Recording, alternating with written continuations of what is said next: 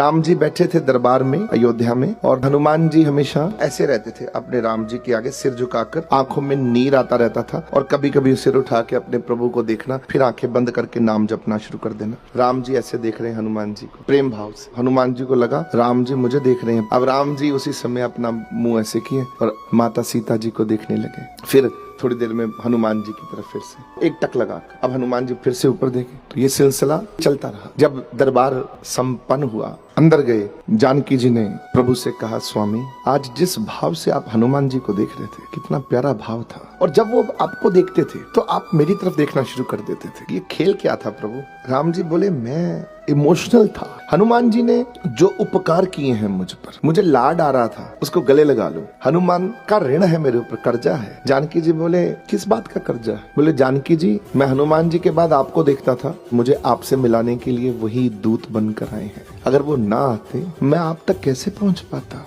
ये उनका ऋण है, तो कैसे चुकाऊंगा इस जन्म में? देखो भगवान को भी चिंता है कि कोई सेवक इतना बड़ा सेवक हो गया, उसका ऋण हो गया मेरे ऊपर, तो आप भी तो ऋण भगवान को चढ़ा सकते हो। इतना प्रेम करो कि भगवान को फिक्र लग जाए कि मैं इस सेवक का ऋण कैसे चुकाऊं। तो माँ कहती है आप नहीं उतार पाओ। हनुमान जी एक ऐसे भगत प्यारे हैं, आपको मौका नहीं वो देंगे, उनके ऊपर बड़ी कृपा है। आप एक काम कर सकते हैं, आप एक चिट्ठी लिख दें कल उनको, मैं इस जन्म में आपका ऋण नहीं चुका पाऊंगा और मुझे इस ऋण से मुक्त कर दीजिए। अब भगवान ने ये चिट्ठी लिखी और हनुमान जी को दी। हनुमान जी ने पढ़ी, एकदम खड़े हो, प्रभु कौन सा ऋण है मेरे? मैंने आपके लिए कुछ किया हो? मैंने तो ऐसा कुछ किया ही नहीं जो ऋण हो। तो बोले एक ऋण हो तो बताओ ना। मैंने वचन दिया था सुग्रीव जी को कि तुम्हें महाराज बनाऊंगा, अगर तुम ना होते तो वो वचन पूरा ना होता। दूसरा, मैंने वचन दिया था विभीषण जी को लंका नरेश तुम्हें बनना है, अगर हनुमान जी आप ना होते तो वो लंका नरेश ना बन पाते। ये मेरी जानकी हनुमान जी आपकी माँ है, आपकी माँ से मुझे मिलाने का जो आपने जिम्मा उठाया पूरा किया, ये तीसरा बड़ा ऋण है। आप दूत बनकर नहीं गए, रावण के लिए जमदूत बनकर गए थे। वहीं से वो भय कर गया कि जिसका दूत इतना ताकतवर हो वो आप कितना ताकतवर होगा। अब जब चौथा ऋण,